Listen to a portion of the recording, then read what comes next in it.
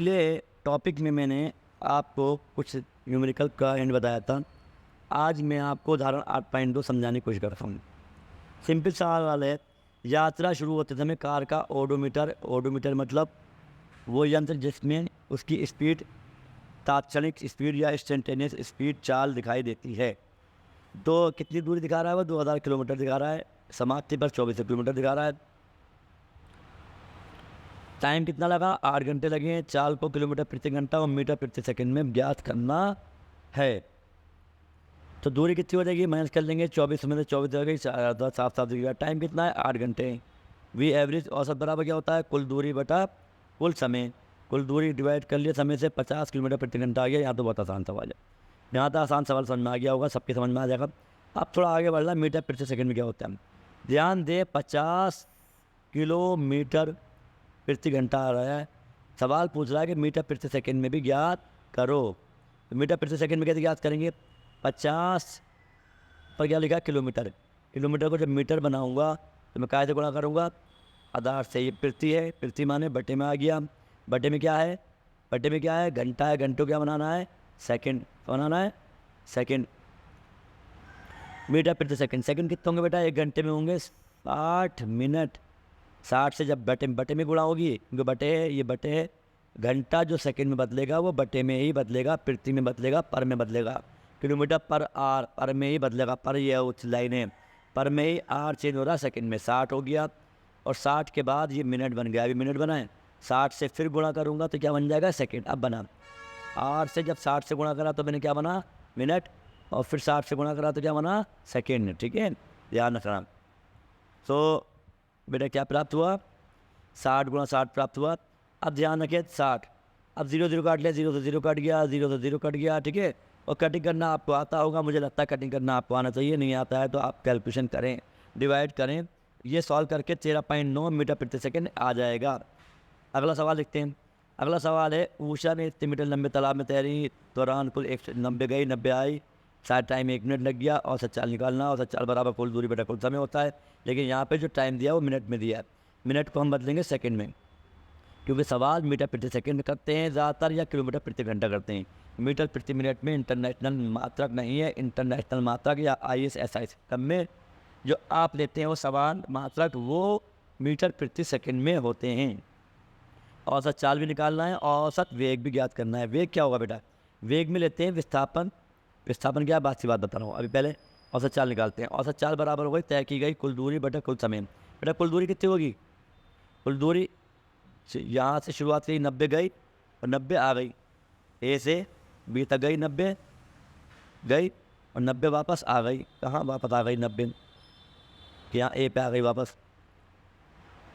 तो कुल दूरी कितनी होगी? 90 90 180। टाइम कितना? 1 मिनट है। 1 मिनट को 60 से गुणा करा, क्या हो गया? सेकंड हो गया। क्या हो गया? ये आप लिख लेते होती है, ऐसे ही सवाल हो जाएगा। जब मिनट को 60 लिखोगे तो सेकंड बन जाएंगे। ये सवाल तरीका सही है, लेकिन इसको लिखे बगैर भी काम आपका हो जाएगा, क्योंकि मिनट को जैसे सेकंड लिखोगे तो क्या से गुणा कर दोगे? 60 से गुणा कर दोगे। 0 0 काटो, थोड़ा बेटा जूम कर लो।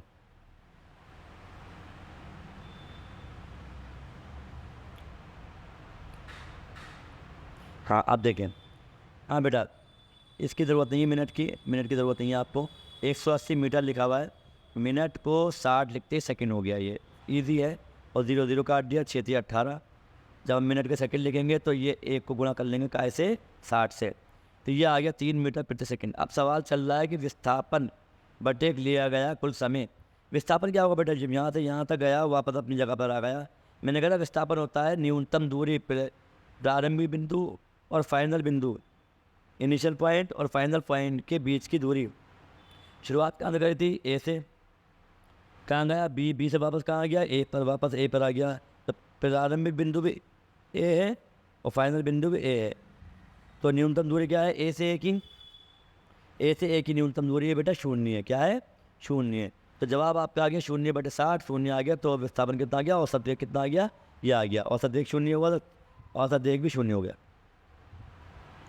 अगली हेडिंग आती है वेग में परिवर्तन की दर। वेग में परिवर्तन की दर। बेटा वेग क्या होता है? वेग होता है विस्थापन बटे समय अंतराल। क्या होता है? विस्थापन बटे समय अंतराल। विस्थापन किसके वेग होता है? औसत वेग क्या होता है? वेग बराबर औसत वेग तो प्रारंभिक वेग का 2 से डिवाइड करते हैं, ठीक है। त्वरण क्या होता है? त्वरण वही होता है जो आप ब्रेक एक्सीलेटर लगाते हो, इंग्लिश में कहते हैं एक्सीलरेशन। एक्सीलरेशन त्वरण कहलाता है, इसीलिए इसे प्रदर्शित करते हैं स्मॉल ए से। कैसे प्रदर्शित करते हैं? स्मॉल ए से। एक्सीलेटर दबाते हो आप बाइक का, एक्सीलेटर दबाने मतलब यही हुआ कि आप त्वरण लगा रहे हैं।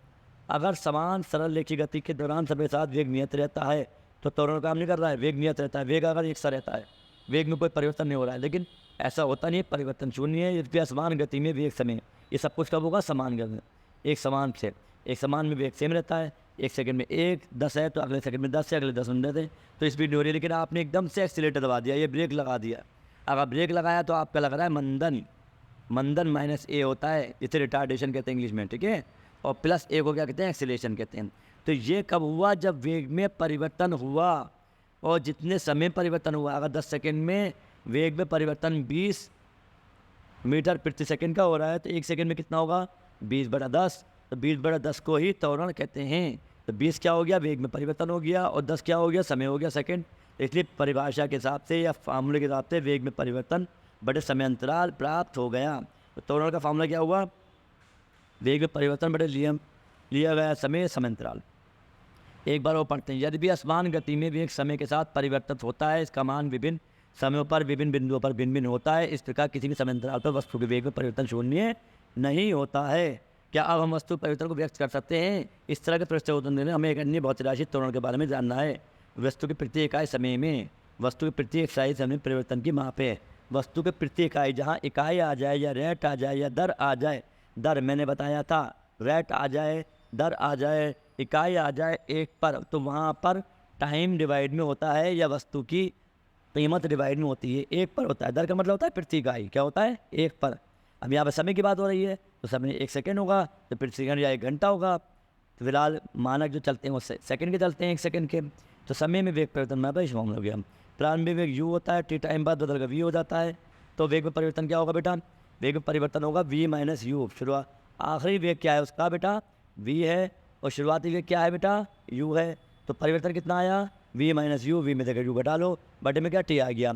अगर ब्रेक लगाएंगे तो v क्या हो जाएगा? कम हो जाएगा ब्रेक लगाने पर। काय पे? ब्रेक लगाने पर।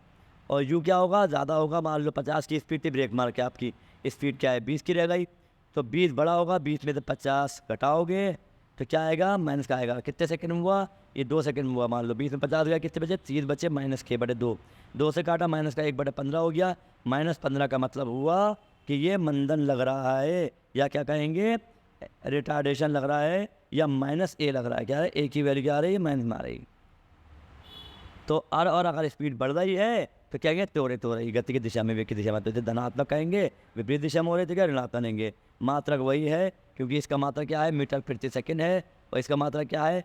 बटे में सेकंड है। सेकंड बटे में 2 बार आ गए, तो मीटर बटे सेकंड इंटू सेकंड क्या आ गया? मीटर प्रति सेकंड स्क्वायर हो गया। तो ए का मात्रक क्या होगा? मीटर प्रति सेकंड स्क्वायर प्राप्त होगा।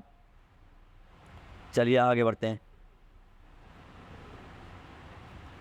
अगर वस्तु के त्वरण को एक समान त्वरण कहेंगे जगह लगातार स्पीड में चेंज हर प्रति सेकंड सेम हो रहा है।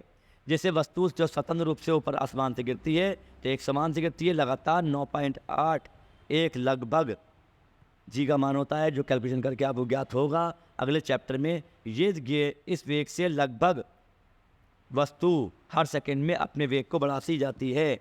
इसके अलावा सीधे सरल रेखा, ठीक है, तो इसे एक समान त्वरित गति कहते हैं। असमान त्वरण जब एकदम से स्पीड बढ़ा ली, ब्रेक मार लिया, रोक लिया, कार सीधे सड़क पर चलते हुए समान समय अंतराल में असमान दर से चाल को परिवर्तित करती है, तब कहा जाता है स्पीड बढ़ा लो, ब्रेक मार लो, रोक के खड़े हो जाओ। तो यहाँ पर क्या होगा? असमान त्वरण ज्ञात लग रहा है, लेकिन वस्तु अगर आसमान से मुक्त अवस्था में छोड़ी जा रही है, कोई वेग उस पर नहीं लगाया गया है, ऐसे फ्रीली एंड छोड़ा गया है, उस पर जी का मान प्राप्त होता है। जी का मान क्या है वो आगे हम पढ़ाएंगे, कल को इसके न्यूमेरिकल कराएंगे। न्यूमेरिकल आज वीडियो इतना ही, थक गया हूँ मैं, कल को बताऊँगा, ठीक है।